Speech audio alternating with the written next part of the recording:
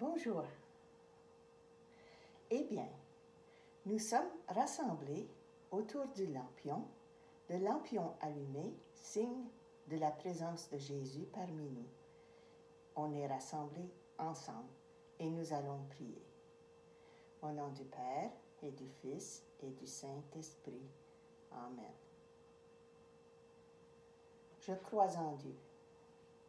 Je crois en Dieu, le Père Tout-Puissant, Créateur du ciel et de la terre, et en Jésus-Christ, son Fils unique, notre Seigneur, qui a été conçu du Saint-Esprit, est né de la Vierge Marie, a souffert sous Ponce Pilate, a été crucifié, est mort et a été enseveli, est descendu aux enfers. Le troisième jour est ressuscité des morts, est monté aux cieux, est assis à la droite de Dieu, le Père Tout-Puissant, d'où il viendra juger les vivants et les morts. Je crois en l'Esprit Saint, à la Sainte Église catholique, à la communion des saints, à la rémission des péchés, à la résurrection de la chair, à la vie éternelle. Amen. Au nom du Père, et du Fils, et du Saint-Esprit. Amen. C'est une prière que nous allons étudier et c'est une prière que nous devons apprendre par cœur. Alors, à tous les jours, je vous encourage de la réciter. Moi, je l'ai récité là, de mon petit livre de prière. Ça fait des années que j'ai ce petit livre. Et je l'aime, ce petit livre-là, parce qu'il est petit. Je peux le mettre dans mon sac à main facilement et je peux y référer quand je vais faire une prière. Alors, vous pouvez aller au centre chrétien qui est sur la rue Taché, ou il y a un autre centre chrétien sur la Sainte-Marie. Vous pouvez chercher pour des petits livres de prière. Ils en ont toutes sortes et ce serait bon d'avoir vos petites prières tout près de vous. Comme ça, vous pouvez y référer. Mais le « Je crois en Dieu », il faut l'apprendre par cœur. Eh bien, vous êtes avec moi parce qu'on se prépare pour le sacrement de la confirmation. Et c'est ce que vous avez demandé. Mais pour être confirmé dans la foi chrétienne, il est nécessaire de savoir ce que croient les chrétiens. Alors, la prière qu'on vient de faire s'appelle le credo, ou on peut dire la profession de la foi. Mais pour être confirmé dans la foi chrétienne, il est nécessaire de savoir ce que croient les chrétiens. Alors, les chrétiens, en résumé, dans le texte qu'on appelle le credo, ou le « Je crois en Dieu », on l'appelle credo. Credo parce que le mot latin credo signifie « je crois ». Et les deux premiers mots de ce texte sont « je crois ». On l'appelle aussi profession de la foi parce que c'est la foi que professent ou déclarent publiquement les chrétiens. Alors aujourd'hui, nous allons étudier les différentes parties du credo. Je vais miser la caméra pour que vous puissiez voir toutes les phrases et c'est tout mélangé. Vous, ce que vous allez faire, vous allez regarder ça et vous allez décider quelle est la première phrase. Alors, ça peut pas commencer par « à la vie éternelle, Amen ». Ça, c'est la fin. Mais on a parlé du credo. On veut faire une prière à Dieu pour lui dire qu'on croit. Alors, c'est naturel qu'on commence par « Je crois ». Je crois en Dieu, le Père Tout-Puissant, Créateur du ciel et de la terre. Alors, nous allons débuter notre prière, notre étude de cette profession de foi, ensemble. Je crois en Dieu, le Père Tout-Puissant, créateur du ciel et de la terre. C'est le début. Alors, moi, je vais vous poser toutes sortes de questions. Après chaque question, vous allez faire pause à la vidéo, puis vous allez discuter ça avec vos parents pour trouver la réponse. Alors, voici la première question. Pourquoi est-ce qu'on commence notre profession de foi par « je crois » et non pas par « nous croyons » ? Alors, arrêtez la vidéo. Voici la réponse. On ne croit pas seulement parce que nos parents et nos grands-parents ont cru avant nous. C'est une décision que nous devons prendre personnellement, librement. Quelqu'un d'autre ne peut pas croire pour nous. C'est pourquoi on commence notre profession de foi par « je crois ». Qu'est-ce que croire en quelqu'un? Qu'est-ce qu'on veut dire lorsque on dit à quelqu'un « je crois en toi ». Alors, arrêtez la vidéo, discutez.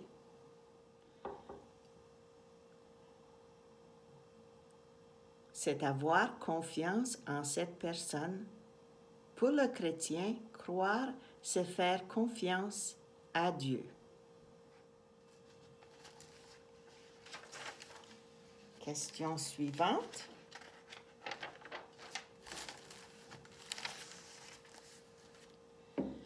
Qu'est-ce que cette première phrase du credo nous dit de Dieu? Elle nous dit 3 choses. Alors, regardons-la.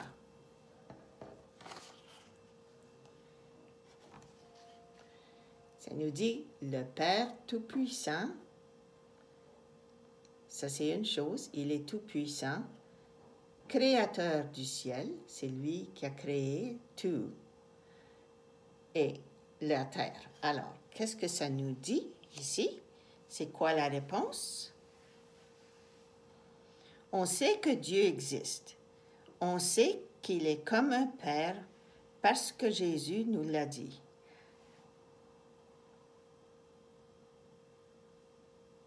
C'est lui qu'il est un Père, il est tout-puissant et il est le Créateur de le ciel et la terre. Prochaine question. Comment est-ce qu'on sait que Dieu existe? Personne n'a vu Dieu le Père. Et comment est-ce qu'on sait qu'il est comme un Père? Alors, arrêtez la vidéo pour discuter ensemble. Qu'est-ce que vous pensez de cette question? On sait que Dieu existe. On sait qu'il est comme un Père parce que Jésus nous l'a dit. En appelant Dieu Père, Jésus nous a fait découvrir que Dieu nous aime comme un bon papa. Lorsqu'il nous enseigne à dire « notre Père », Jésus nous révèle que Dieu est aussi notre Père à nous et que nous sommes ses enfants. Qu'est-ce que ça veut dire que Dieu est tout-puissant? C'est-à-dire que rien n'est impossible à Dieu. Il est le Dieu de l'impossible. Dans le credo, on dit que Dieu a créé le ciel et la terre. Cela veut dire que Dieu a créé tout ce qui existe, la terre, les animaux, les hommes, les femmes, l'univers. Dans la Bible, on dit que Dieu a créé le monde en 6 jours. Croyez-vous que c'est ainsi que le monde a été créé? L'auteur de ce récit n'a pas voulu nous raconter comment le monde a été créé. Il a voulu nous transmettre un message. Ce message est que Dieu est le créateur de tout. Et l'auteur le fait dans un langage imagé. Ça veut dire qu'il se sert des images pour faire passer son message. Il ne faut donc pas prendre ce récit à la lettre, comme un texte historique. Dans ce récit, ce qui compte, ce qui est vrai, c'est le message que l'auteur a voulu nous transmettre. C'est un peu comme les fables de La Fontaine. L'auteur a voulu nous transmettre un message, la morale de l'histoire. Et il l'a fait en faisant parler des animaux. L'auteur a-t-il voulu nous faire croire que les animaux peuvent parler? Bien sûr que non. C'est ainsi avec certains récits bibliques. C'est le message qui compte. Cherchez toujours le message. C'est un peu comme les fables de La Fontaine. L'auteur a voulu nous transmettre un message, la morale dans l'histoire. Et il l'a fait en faisant parler des animaux.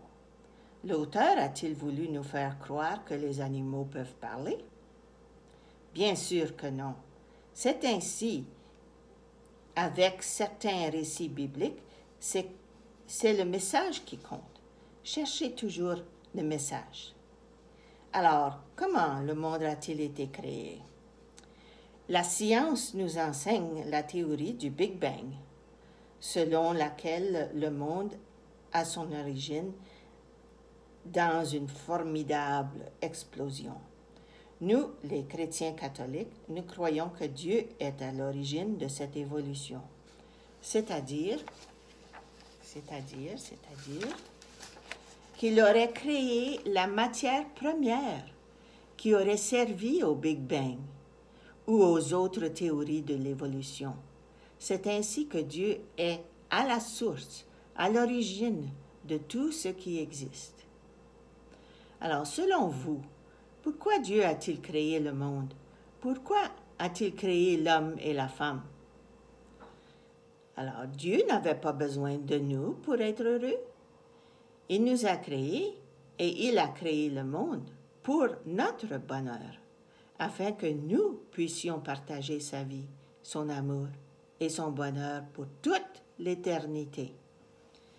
Alors maintenant, vous allez avoir, dans le courriel que je vous envoie, une activité. Alors voici l'activité que vous devez faire. J'espère que ça va être amusant pour vous, parce qu'il y a une phrase mystérieuse que vous allez trouver à la fin. Alors, pourquoi le Père a-t-il créé le monde? Déchiffre les mots en te servant des symboles et tu découvriras. Alors, il y a plein de petits symboles et tu vas trouver les réponses. Alors, voilà la première activité de cette leçon. Maintenant, cherchons la deuxième phrase de notre prière, de notre credo, de notre profession de foi. Alors, si on le dit tranquillement, « Je crois en Dieu le Père Tout-Puissant, Créateur du ciel et de la terre. » Et l'avez-vous vu? L'avez-vous trouvé? Alors voilà. Et en Jésus-Christ, son Fils unique, notre Seigneur. C'est ce que nous disons quand nous récitons cette prière.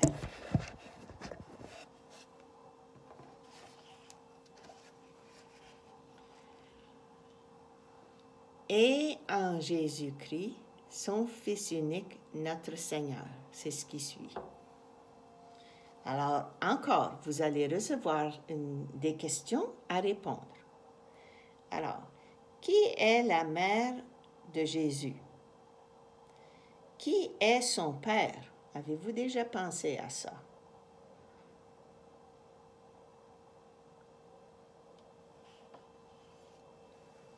Vous savez bien que Marie est la mère de Jésus. Ça, c'est quelque chose que vous savez déjà.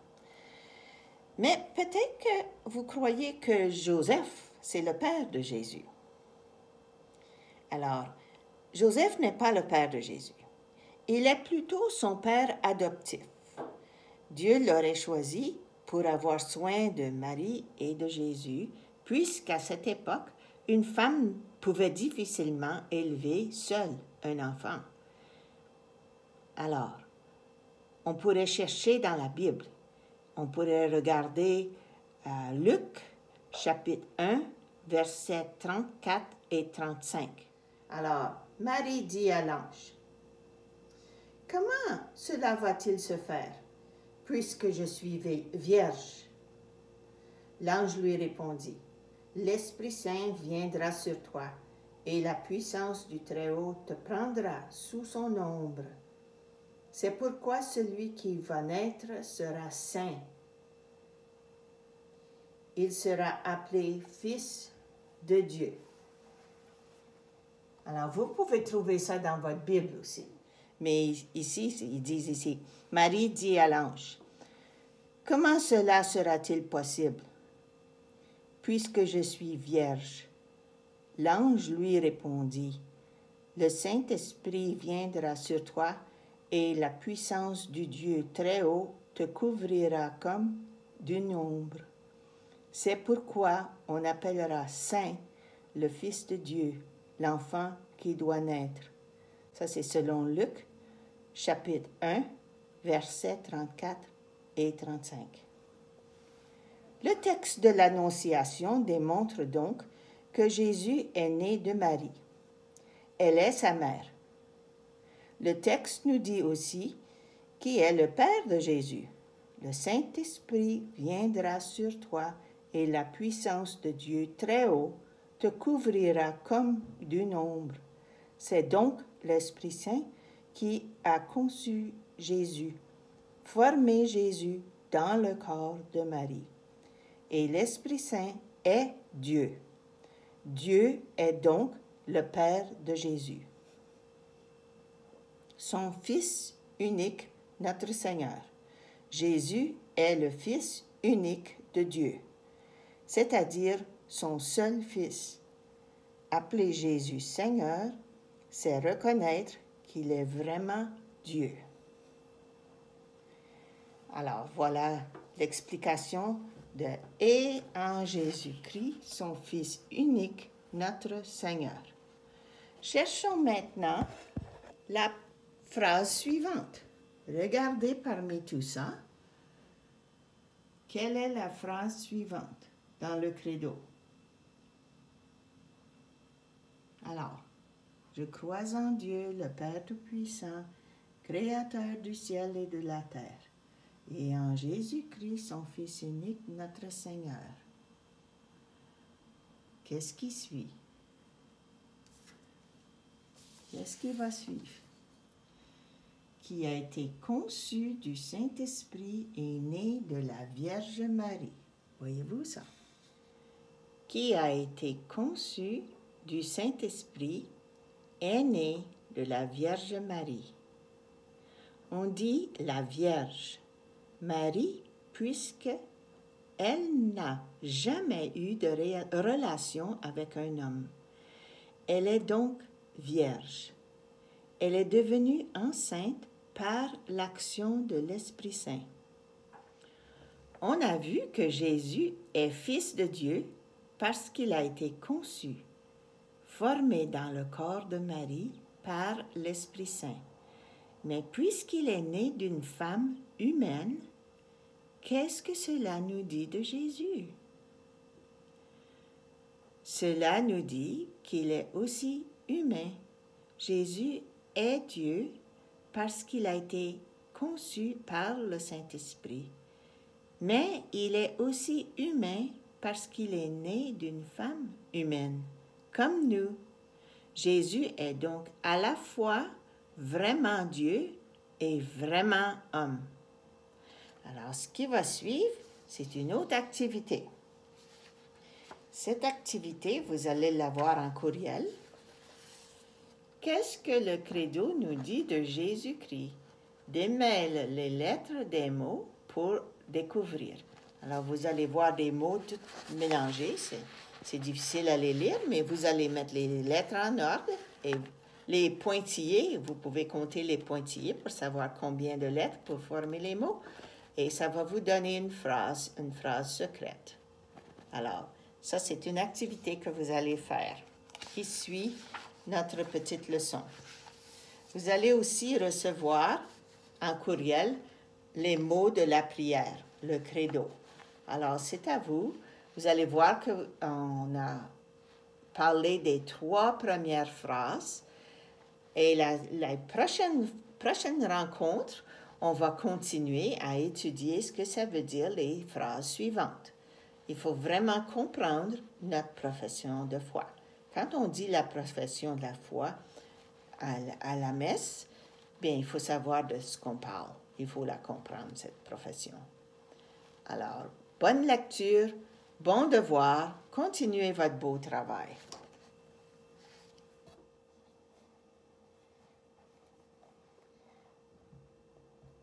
Vous allez voir dans le courriel que je vous envoie, vous allez voir une page de réponses, des réponses à l'activité de la dernière fois, la première rencontre que nous avons eue, il y avait un devoir. Et c'était peut-être difficile pour vous d'avoir les bonnes réponses si vous n'aviez pas la bonne Bible ou si vous n'aviez pas ce qu'il faut. Si vous vous fiez à cette Bible ici, la Bible des enfants, elle n'est pas complète. Alors, ça se peut que vous ayez eu des difficultés à faire votre devoir. Mais vous pourrez regarder la page de réponse que je vous ai envoyée. Et comme devoir cette fois-ci, en plus des pages que je vous envoie, j'espère qu'ils sont amusantes à faire pour vous et que ce n'est pas trop de travail, mais on travaille pour Dieu. On le fait par amour de Dieu, pour apprendre bien ce que ça veut dire tout ça. Vous allez prendre votre Bible pour enfants de la page 240. Vous allez commencer à la page 246 jusqu'à... Alors, à 246, Jésus pardonne les péchés d'une femme. Alors, vous allez avoir cette histoire qui vient de la Bible. Puis, vous allez aller jusqu'à la page 269. Alors, vous lisez de page 246 à la page 269 dans votre Bible pour enfants. Et ça va vous aider à comprendre des aspects de l'Évangile de la Bible. Alors, bonne semaine, travaillez fort et apprenez bien et passez du temps avec vos parents à répondre à ces questions. Prenez vraiment votre temps là pour discuter et réfléchir. C'est pour vous. C'est très important de connaître Dieu. Il faut connaître Dieu pour croire. Alors, c'est ça. Je crois en Dieu. Bonne semaine!